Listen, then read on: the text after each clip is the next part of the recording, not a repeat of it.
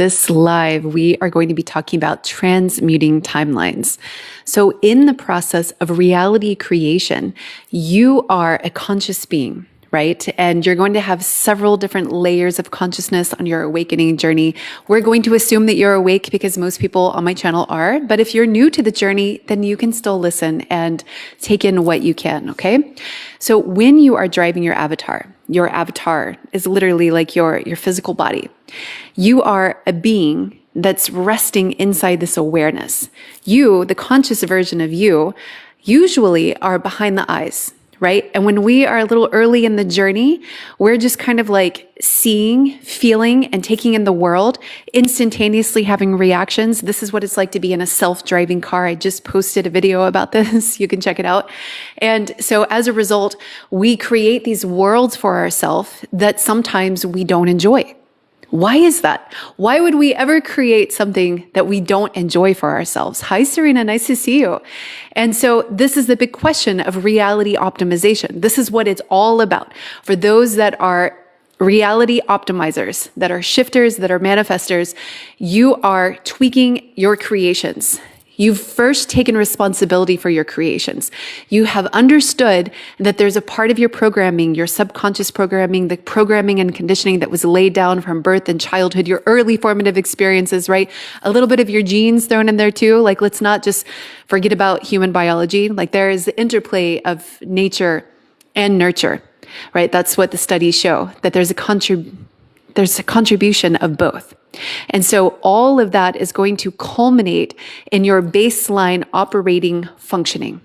And when you are very early in the process, you are all functioning. You're just the creation of everything that has been instilled in you, where you've come from, your cultural upbringing, right? You know how English, we kind of only have one way to say I love you. In Spanish, there are multiple ways to say I love you. In other languages, there's this nuance that English doesn't always convey. And so as a result, our behavior paradigms, our culture has a huge influence. The timing of our life, the timing of where we're born and how we've created the technology that's available to us, our level of intelligence, our diet, everything is sort of like a timestamp and a place stamp. And that is going to create a base patterning that you are going to execute the creation of your reality from. And when you're super early in the journey, you're not aware that any of this is happening because you see, you feel, you act, and then therefore that's all that there is. It's all compressed. Your reality is compressed into, well, this is my experience. And when you're super, super early, you don't ever question that, right? And it's like, I'm right because this is what I experience. And then as you start to awaken, as you start to really expand your consciousness and your awareness, you start to really understand that there's a projection system, that two people can enter a room, see the same person, the same situation, and have two different interpretations of the event. How is that possible? Nice to see you, Tara. How is that possible? It's because we each have this projection system in our minds, right? So we have to understand that all of this is happening before we can start talking about how to transmute timelines, because we need to understand, how are we creating? And when you don't understand how you're creating and you want to get out of it, it's like you're trying to skip a step. You don't sit long enough to really ask yourself, why am I repeating loops? Why am I seeing the same pattern echoed through different people in my life? They have different names. I can even move it into a different country and I meet somebody that's going to deliver the same type of lesson to me. How does that work, right? Tell me. We're not in a simulation. This is my personal belief. Like, how is it so perfect that you can literally get on a plane, go to another part of the world, meet a random stranger, and then pick up where you left off on that particular lesson, that particular karmic loop that you've been working on for your entire life? If that isn't magic, I don't know what is. So what happens is when you awaken to creation, you are awakening to the outside world and the inside world. But oftentimes we like to look outside before we look in, meaning we don't stop and ask a lot of questions until something breaks down. And so why would we? There is this law in biology that we as a species, every species actually likes to conserve energy. And what this means is that we will continue to go with the flow. We will even be complacent until there's a reason for us to stop and examine.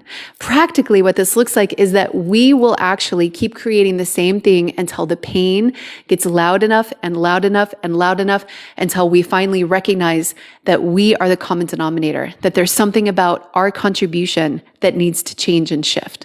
Even if it's saying no to the wrong people and saying yes to the right people, that's a lesson in of itself, right? And so when you understand that you're choosing every step of the way, and I have this saying, people are portals. When you really grasp that, you really understand that every offer, every invitation with anybody that you have in your life is a manifested world waiting to bloom. The hand that's coming out to you, it may look charming, it may look vivacious, it may look entertaining, it may look like the life of your dreams, but how do you know that that's the timeline that is going to actually result and unfold? You have to have wisdom, you have to have discernment, you have to understand your shadow, their shadow, see things in patterns, and ultimately, when you look around your life, you're going to ask yourself, does this work for me? You should be asking yourself that. Does this work for me? Because when you're asking yourself that, you can say no early on and get out of situations that are going to bring you to your knees in pain. Death, destruction, whatever the case may be. And I don't mean to be like grim, but on some lifelines, you're going down a dark alley. You don't trust your intuition. You've never trusted your intuition. You've looked outside the entire time. You've had this feeling about people, but you ask your friend, you ask your mother, you ask your spouse, you ask your partner, I don't know, what do you think? And then they tell you, and it doesn't feel like your intuition, but because you're looking outside and you don't trust yourself yet, you say, oh, maybe I'm wrong. Maybe I'm the one that has a problem.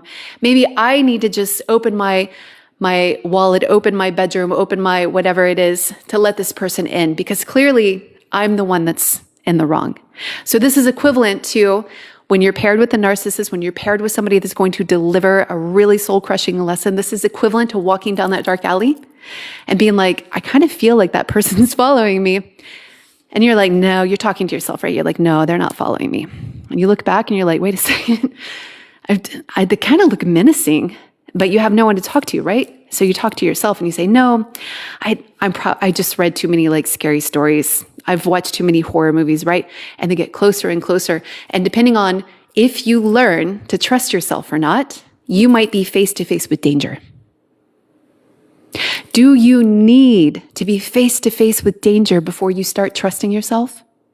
Some of you do. Some of you need that experience to learn how to trust yourself. I don't agree with it. I don't believe that you should have to. I actually believe that if you learn to trust yourself,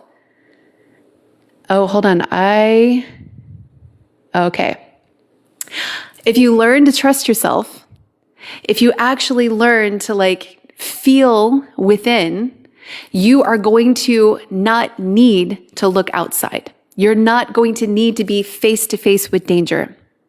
And so when that's a lesson, then you're going to traverse down some of these timelines. Imagine these are our timelines for a moment, right? And you're at the center. You're at the center of creation. And when you're in a unidimensional existence, you only believe there's one plane of existence, right? So you start off here and there's only one timeline available to you. But because you don't trust yourself and you're looking outside for that self-validation, you're going to creep and crawl all the way to what? A dead end. This dead end's behind this little placard.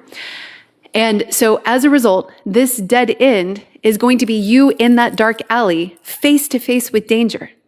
Do you need to? No. Because let's say you took an intuition course and you started applying those lessons and then you started showing up in your reality differently. And so you take this little road right here, but you take a little exit. It's like if you're on a highway, timelines are like highways. You get off at exit 505 instead of going all the way to the end, all the way to the border town, which may or may not be safe, depending on what type of activities down there, right? Do you need to go down there for whatever you're doing? Not necessarily. If you're trying to learn a lesson how to trust yourself, you can do it a lot easier. You can buy a course. You can learn to employ intuition. I'm not selling a course, by the way, on intuition. You can learn to trust yourself. You can execute daily decisions in your life, right? That give you the practice and the self-faith that you need. You can start to really rely on yourself. You can self-correct. This is what transmuting timelines is all about. And when you understand, hi Southeast, thank you. When you understand what your creation is, where your road is leading you, and when you open up to quantum shifting, you have multiple roads around you. So if the sphere around your aura is a series of timelines that are available to you at any given point, they're all potentials. You have to choose them. You have to execute aligned decision-making to harness yourself and anchor yourself into a new timeline, right? And you do that by upgrading your identity, by working on your mindset, by calming your nervous system, by choosing differently, by saying no to the wrong people, by tweaking and optimizing your reality. It's like you have all of these options available to you. But if you're hell-bent on being face-to-face with danger because you're still not learning to trust yourself, then it doesn't matter how you try to shift, what you try to manifest, all roads are going to lead to a dark dungeon in somebody's basement, and chained up in Ohio, for example. I'm not necessarily saying literally that's going to happen, but you don't have to end up in situations that are cataclysmic for you to learn how to listen to the voice within. Because your intuition is always talking to you. It's always communicating, get out, red flag, green flag, yellow flag. It's telling you all the time, but your mind is the one that doesn't always listen. One example out of many that we could talk about in terms of why you would want to transmute timelines, right? It's like you feel like you've met the love of your life. You have this hand that's being offered to you. You go to accept this hand. You embark on this journey of marriage. And let's say it doesn't end in a dark alley and a danger, type of situation, but it ends in this horrible feeling that 20 years into this road of union with them, you're sleeping in another part of the house. You haven't been touched in you can't even remember the last time. You're feeling alone. Yes, you have a family, you have the stability, you have the trappings of a life, but inside you feel hollow. You feel like, where did I go wrong? Where did I choose? Or maybe you just externalize it, like we all do at first. They're avoidant. They're the problem. Their intimacy issues. They shut down after the kids. They had an affair. It's like looking outside. And when you start to turn inward, what you're going to find is that you chose each step of the way. And I had this insight today. Suffering requires complicit agreement. Suffering requires your participation. Even in the way that you choose to stay, and the way that you choose to engage in a way that actually takes you away from your truth and your actual feelings and leaves you in this illusion, because you're afraid of judgment, you're afraid of movement, you're afraid of the unknown, you're afraid of what would happen. And so instead of embarking on that new timeline, you stay in a situation that causes suffering, grief, pain, heartache. These are the things that we often try to shift away from. These are the things that we want to manifest out of, right? These are the reality optimization things. Sometimes it's not even that bad. Sometimes it's just lonely and disconnected. Like you can feel that there's something more, like more meaning in life, that you've accomplished a great deal. I work with a lot of highly accomplished people that have accomplished a lot. And inside, their heart is yearning for a different experience. Sometimes it's to make art. It's to be seen just for the beauty that they have within, but they've confined themselves to a box that has defined their identity, their success, their value in the world. And they're afraid to leave that box because there are consequences to leaving those boxes. And indeed there are. And so inside there will be this longing. And even if it's not like crippling suffering or being in a dark alley, it's like this feeling of not being in alignment. And so we need to understand how you're afraid of movement, how you're afraid of change, and how you're selecting the dead end or the road that's going to lead you to a suffering or a loneliness or a disconnection and something that you want to change. Because what I have found, now helping people reality shift and quantum shift for several years now, I have found that the less attention you pay to that inner work, the more likely it is that you either can't shift, or when you do shift, you get sucked right back in. And that could be the past calling you back. That could be somebody not allowing you that mobility that you need, that permission, because you're still looking outside and you're afraid of that judgment, you're afraid of whatever it is. And what that's going to do is that's going to stick you back in a timeline that you're trying to move away from. So in order to transmute, we have to understand what is the baseline. And to understand what the baseline is, you have to really dissect, how am I saying yes to things that are really in alignment to me? Like, let's say you do want to do poetry, or you want to be a writer, and you see this writer's retreat come up over your feed. And you feel like a little ping in your heart. And you're like, ding, oh, I should really go there. But then there's the doubt that creeps in, because the identity that you're boxed into doesn't allow you to go to a writer's retreat. For some, that's no big deal. Literally, for some, that's like, oh, I'm interested. I want to go. So I go. But for those that are really confined to a box, you're going to have a hard time transmuting, because you're not understanding that whenever an offer comes to lead you to this new path of your dreams, right? To lead you to a new timeline, you always say no. It's like you're here and the universe tries to throw you a solid, right? And tries to say, hey, I know your heart's desire is actually to experience this type of love that you've always wanted, or this retreat that is going to open you up in ways that is going to catapult you to your purpose, to your dreams, to your legacy, not just your success and the accolades that you've achieved here, but your actual legacy, the one that's waiting for you, that requires you to step outside of your comfort zone. So the universe is going to throw you these little offers from this other timeline. And it could look like an algorithm showing something on your feed, like maybe this video. And although probably not, because I got flagged for a violation. So it says limited audience, but still, actually, it still should be working for somebody here. And so it's going to throw you something, right? And your willingness to say yes to that timeline, your willingness to actually take it and explore it, that is going to open you up to another offshoot of a life that you can create for yourself. It starts from the same place because you're here. This is like the central part of your creation. But all around you in your field, there's all of these other probabilities, and you're going to have a momentum to your life. You're going to have a main road that you're traveling, right? And when you're unconscious / early in the journey, unawake, however you want to frame it, I like early in the journey because it's less dichotomous, awake or asleep, because it's not really like that, right? You're going to have a momentum and a push to your creations. And this is going to be based on your reactions, your unconscious programming, and all of the things that make you you, and all of your identity module, your sets of behaviors, the personality that you feel safe with operating in your day-to-day, how you go to the gas station, you say hello to people, if you say hello to people at all, how you go to the dog park, how you engage in your world. It's all patterns. It's all patterns of behavior. So that's going to be every day, every waking moment. When you get out of bed, you're creating a road.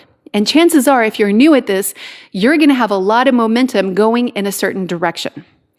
And when you're trying to transmute the timelines, you have to understand, if you've spent 40, 50, 60, 70 years as basically the same person, operating in your baseline reality is functionally the same, with some differences here and there, obviously some things have changed, then you're going to have a really hard time turning the ship.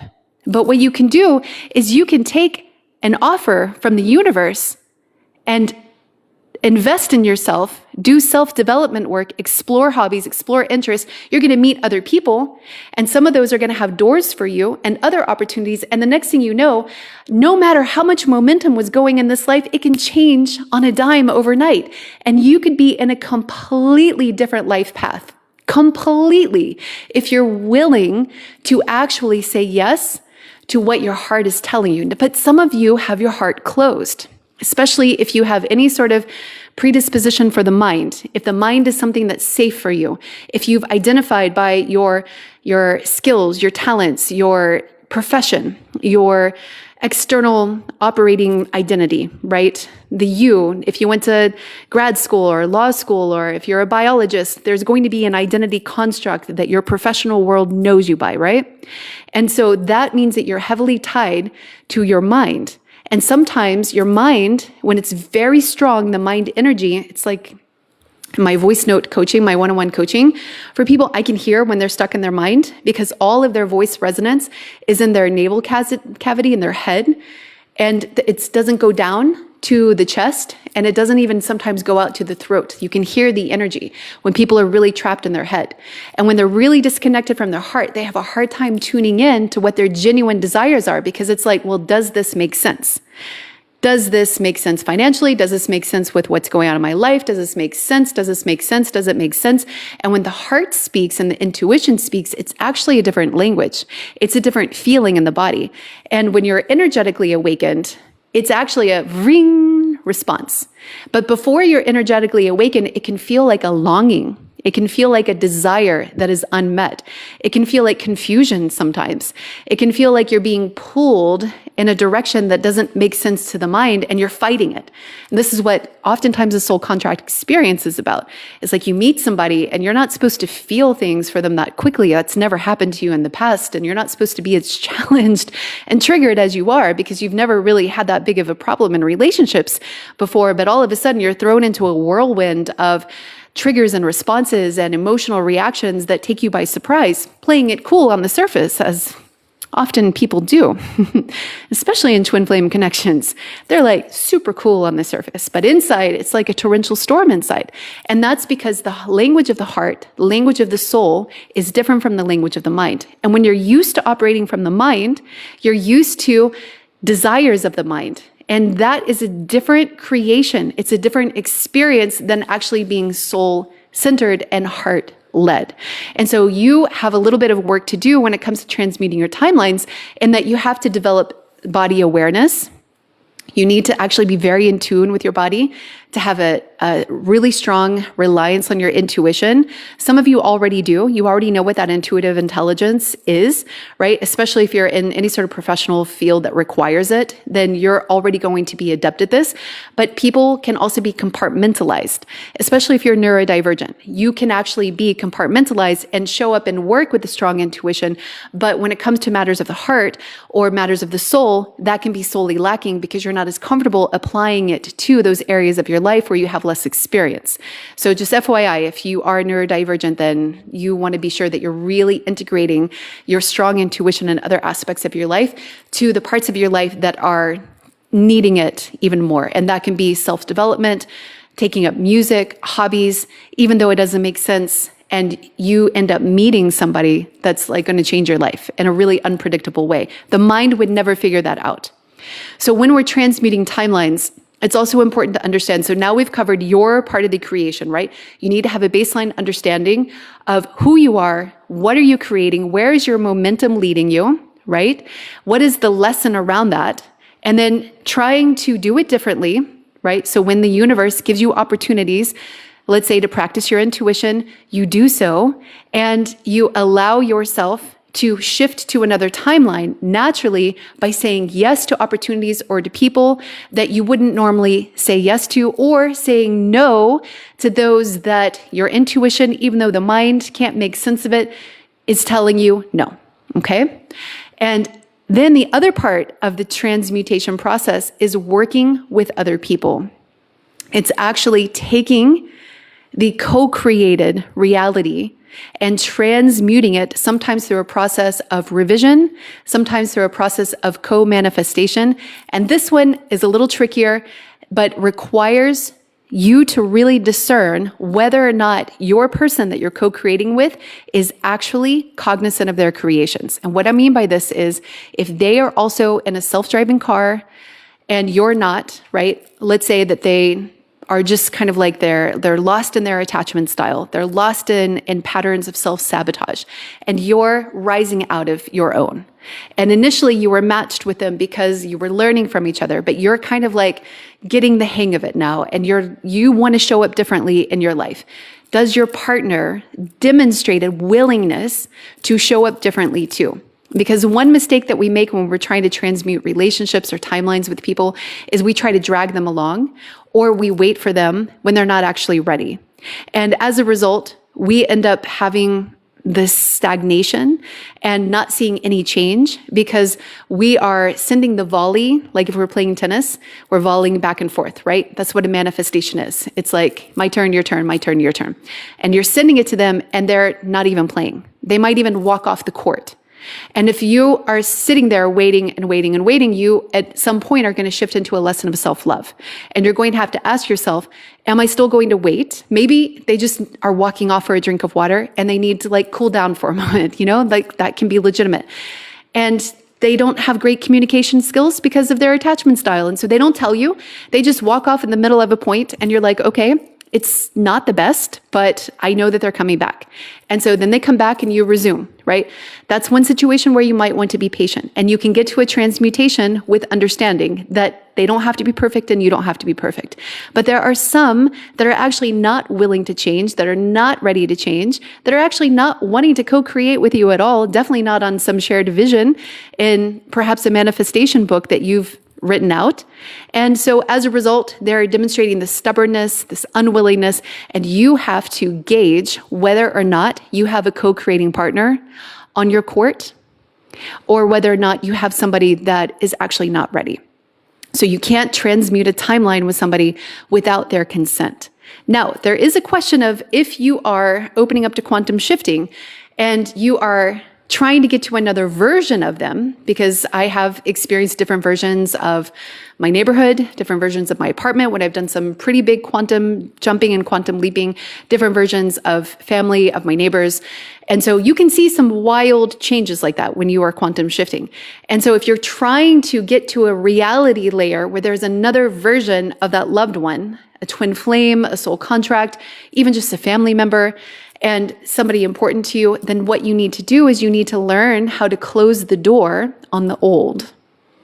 Because the new cannot come into your life while you're still engaging in the old as the old version of you with the same old patterns, the same rhythm, the same text, the same triggers, the same wounds. So you have to recognize when you and somebody are co-creating a road together, right? And you want to transmute it, and you think that you're just going to get off and transmute it, and you're going to like meet them in another version of themselves, but you're not actually doing anything different except you have a desire. A desire is an important part of manifestation and quantum shifting, but you need more than desire. You need aligned action, and your identity modules need to be upgraded. I have an entire episode on this on my Awakening podcast on Spotify about identity modules. You can check the link in the bio for that. So you think that you're going to try to just shift to this new version of your family member or whoever it is, but what you don't know is that you're actually still engaging in the same pattern. So what happens? You end up looping all the way back to where you started with them, and you do the same cycle all over again. They might even say that they're going to change, right? But behaviorally, just because they want to doesn't mean that they're actually committed to making the changes that they need to. And your lesson is discernment and self-trust and understanding and spiritual wisdom and all of that, but you're early in this process and you don't have it yet. So what happens? You end up looping back down to where you started with them. You're trying to transmute, you're trying to co-create. They even seem to be on board. You even have a plan together, but you're not doing that deeper shadow work to resolve the triggers and the wounds in your nervous system. You're not showing up fundamentally different in the relationship, even though you want to, and even though you are aligned, thinking that you can, but you're still kind of a victim to your patterns and your reactions and the self-driving car phenomenon. And so what happens is you loop back down and you end up exactly where you started with them. So these are the challenges to transmuting the timelines with other people who are either not ready, not willing, or both of you, despite your best intent, are not actually embracing the wisdom of the lessons and understanding the cycles and the karmic loops, right? Because this is a loop. You can be in a loop with somebody for decades of your life. You can literally have the same conversations, the same fights over and over and over again. Why is that? It's because you're in a loop. And when you see that you're in a loop, then you understand that it doesn't matter how much you want to transmute. It doesn't matter how much you want to quantum shift. It doesn't matter how much you want to manifest. The work actually is within you. And it's in your assessment of the offering of their hand to you. And understanding that if you're, let's go back to the tennis court, right? You're volleying back and forth. That's what a co-creation is. My turn, your turn, my turn, your turn. You're contributing to a shared world. And so if you're doing all of the heavy lifting because they're just up and leaving the court, at some point, you're going to have to ask yourself, are they coming back? Or are you literally going to stand there all night and all the next day and all the next day while they don't even say a word to you, right? At some point, you're going to have to evaluate, what are my standards of behavior for somebody coming into my life as a co-creator?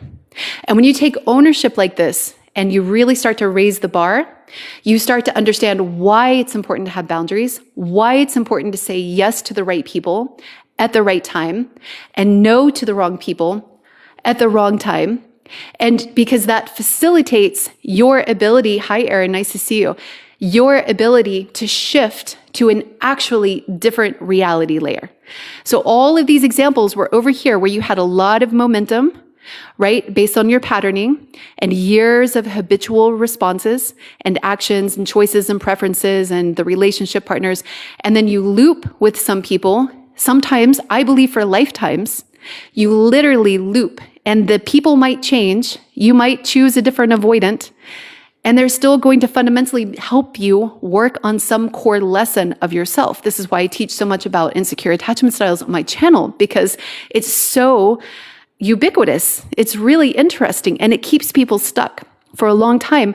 When we see it as a consciousness puzzle, freedom and liberation is just like weeks away. Like when you really get it, it's really amazing. I've seen some radical transformations.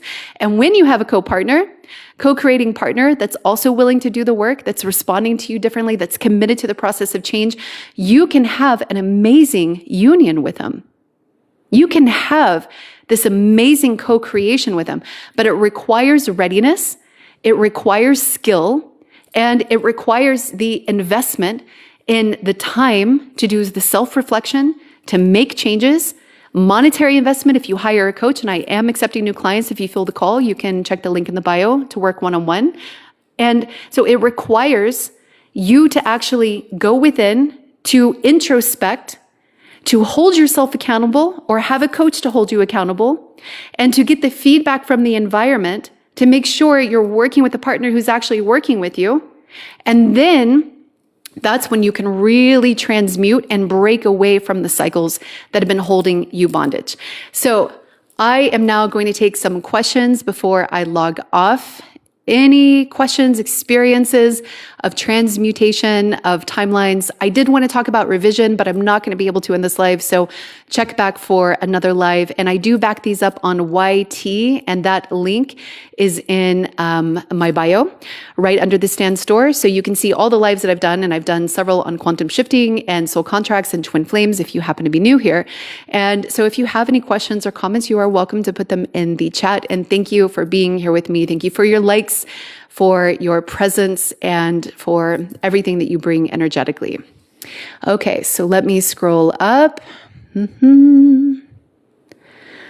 Let's see. Yes, Carrot. I learned the hard way. Still feel unsafe a lot now, but I'm working on it. I've learned a lot of hard lessons too. There is something about learning the hard way that helps the lessons really stick. When we really see the consequences of our decisions, of our choices, of the people that we say yes to, people are portals, right? And even though they might have the best heart and the best intentions, sometimes they come with situations and afflictions that negatively impact us that we don't foresee. And I'm sorry that you're still feeling unsafe a lot. I hope that you're working with your nervous system and really breathing through it. If you have any sort of complex PTSD, it is challenging to work through, but it can be done. I recommend rest and peaceful encounters in your life to really help the nervous system reset. Meditations are also really good for helping to calm the mind and helping to get into the body, sometimes leave the body, to reconcile some of the experiences that you've had, to go and revisit certain aspects of your being or somebody else, and to get closure if you weren't able to get closure, and a deeper understanding. Okay, who else do we have? All right. Any other questions or comments? Okay, Brandon, I've had the exact same message come through multiple people after meeting my twin flame. Yes, it's so interesting how we receive messages through different people, and this can be in a variety of different ways. Some people listen to music and they hear lyrics kind of like hit them in a deep and meaningful way. Others will literally have people on the street or random strangers communicate something to them. Like it can be like, you really need to write a book. You really need to share your story. It can be through tarot card readers.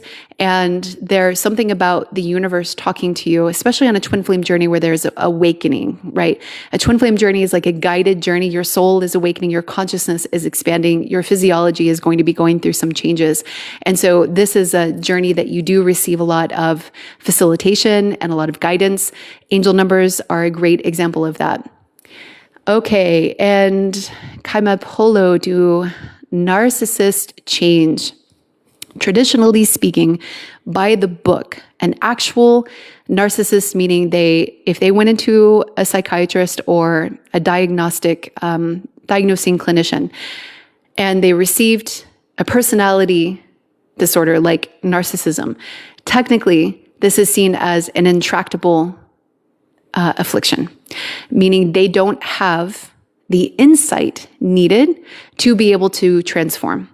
So even the act of going through the change of self-inquiry is so psychically painful for them and brings up so many defensive reactions that they can't even internalize that they need to change.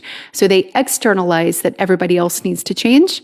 And as a result, it's almost impossible to penetrate that defensive wound. I always believe that there's hope for people. And I also believe that there are misdiagnoses. And I believe that sometimes people are complex and that the diagnostic criteria are not indicative of the entire being, but might be reflective of a particular circumstantial situation or even like a false authentic self. I've seen what other people have called a narcissist, like maybe by the book. I don't know. I'm not a diagnostic clinician and I'm not trained in that way, but people saw this individual as like a heavy duty narcissist. And I could see why. But I could also see that they had empathy. And true narcissism, you don't have empathy. And you see people as tools to be used. And this particular person that I observed seemed to have a curated personality. It's a very common, I find that most people have some degree of curated personality, but it's like this authentic layer on top of them that they've sort of molded themselves to fit in based on their time and place upbringing, based on, who they are and who they're trying to like fit into, not who they like deeply are, but their like false self of like how they learned how to get the mating partners that they wanted, the dating partners that they wanted, how they learned to get the job that they wanted. There can be an element of curation. And so you don't show up on a work interview in your pajamas, right? And at least I hope you don't. Nowadays, who's interviewing? The job market's so terrible, apparently. I'm not seeking or searching, but I hear about it from other people. And so there's this curation, like that's normal. This is pro-social behavior.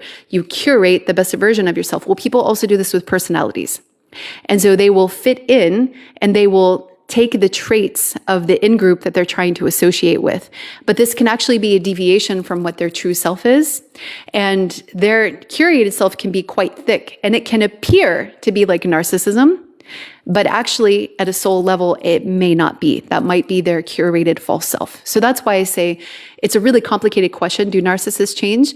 And I believe that by the book definitions, a genuine NPD diagnosed person, no. Technically, they're never supposed to change because they can't self-inquire. But somebody who might appear to be a hardcore narcissist that everybody kind of collectively agrees might have a curated version of themselves because they're afraid to actually be seen for who they really are, a deep feeling being. So they overcompensate to win the love and the fear or the admiration of others by creating this illusion of the self that can be more cruel or punishing or, narcissistic. Okay, one more. Let's see. Anybody else? Thank you for your likes. And hi, Alexi. Nice to see you. All right. Kaima Polo. If I keep going through to this loop over and over, am I supposed to be with this person? Forever or learn to leave? Well, it depends. I mean, what kind of loop are we talking about here? If you're talking about a love of your life connection, then you can loop together for eternity if you are wanting to. This is what your free will and your sovereignty and your choice is all about. You get to decide. Actually, at the end of the day, what type of creation and what type of experience you want. You get to decide what type of love you want. You get to decide what type of financial situation you want. Are there challenges and barriers and obstacles that get in the way of your desires? Yes. Can these be overcome with personal work to get over the obstacles to whatever you desire? Absolutely, yes. And I do firmly believe that. And when you do the personal work, there's not a single person that I have encountered that hasn't gotten over those obstacles. So if you're in a loop with somebody that's like a narcissistic partner or somebody like an avoidant who's not interested, like avoidants who are not interested in healing, you cannot force heal them. Do not even try. Do not. Yes, you can learn all about avoidant attachment, and I encourage you to do so, but they will heal when they're ready, and they actually resent you for trying to force them before they're ready. And they will go out of their way to not heal just because you're asking them before they're ready, because they have this thing with boundaries and an experience with people kind of taking too much, usually rooted in early caregivers where they couldn't be themselves. And so it's kind of like a wound for them.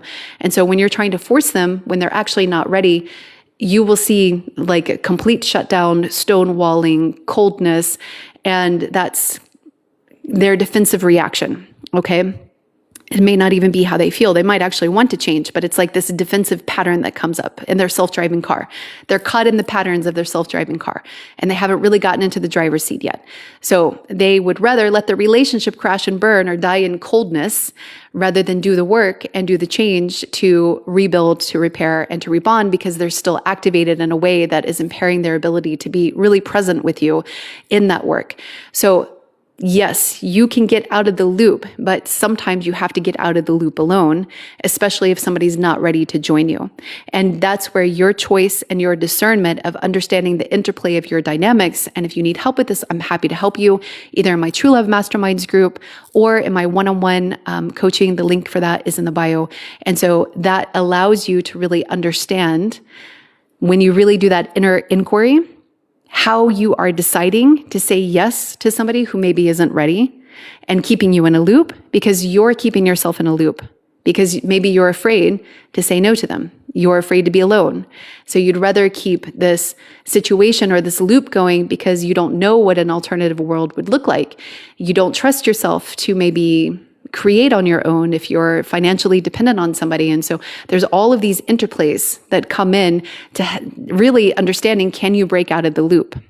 Are you meant to stay with them? No, I don't think so. If it's a loop that you don't want to stay in, then you can exit. But the exit point to get off the ramp, if you're driving a car, first of all, if you're in a self-driving car and you want to exit, and the self-driving car is programmed not to exit, then you're going to have a hard time exiting unless you jump out of the car, which I don't think is possible in this analogy. So you have to get in the driver's seat.